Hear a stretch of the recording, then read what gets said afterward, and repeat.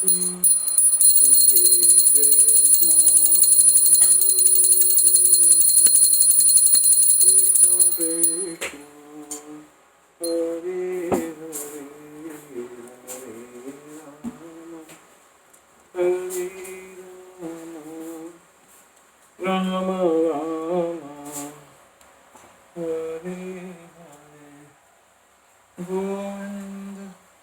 हम तीसरे अध्याय के श्लोक 22 का अर्थ कंटिन्यू करेंगे।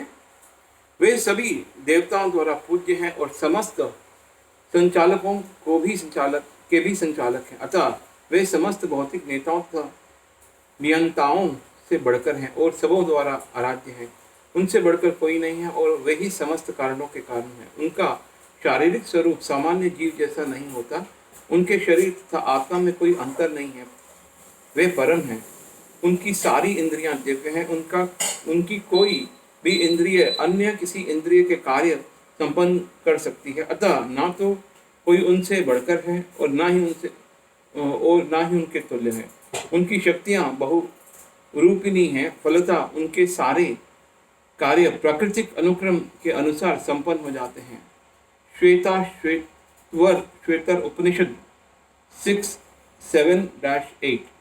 क्योंकि भगवान में प्रत्येक वस्तु ऐश्वर्य में से परिपूर्ण रहती है और पूर्ण सत्य से ओतप्रोत रहती है, अतः उनके लिए कोई कर्तव्य करने की आवश्यकता नहीं रहती।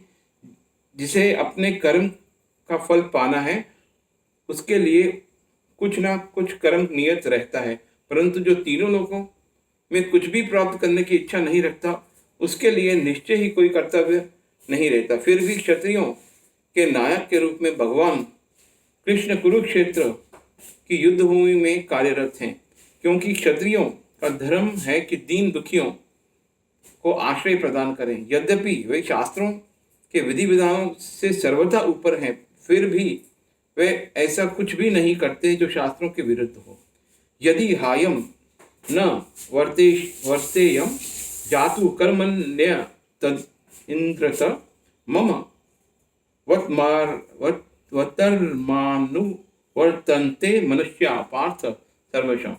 यदि ही निश्चय ही अहम मैं न वर्तेयम इस प्रकार व्यस्त रहूं, जातु कभी कर्मणि नियत कर्मों के संपादन में अतिद्रित सावधानी के साथ मम मेरा वर्तर्म पथ अनुवर्तन्ते अनुगमन करेंगे मनुष्या सारे मनुष्य पार्थ हे पिता पुत्र सर्वशः सभी प्रकार से। क्योंकि यदि मैं नियत कर्मों की सावधानी पूर्वक ना करूं तो हे पार्थ ये निश्चित है कि सारे मनुष्य मेरे पथ का ही अनुगमन करेंगे।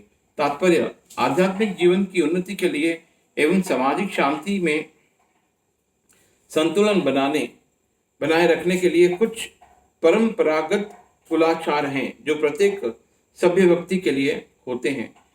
ऐसे विधि विधान केवल बद्ध जीवों के लिए हैं, भगवान कृष्ण के लिए नहीं। लेकिन क्योंकि वे धर्म की स्थापना के लिए अवतरित हुए थे, अतः उन्होंने निर्दिष्ट नियमों का पालन किया। अन्यथा सामान्य व्यक्ति भी उन्हीं के पद चिन्हों के अनुसरण करते, क्योंकि कृष्ण परम प्रमाण है। श्रीमद् भागवत से ये ज्ञात होता है कि श्री कृष्ण अपने घर में तथा बाहर गृहस्थोचित धर्म का आचरण करते रहे। हरे कृष्णा हरे कृष्णा।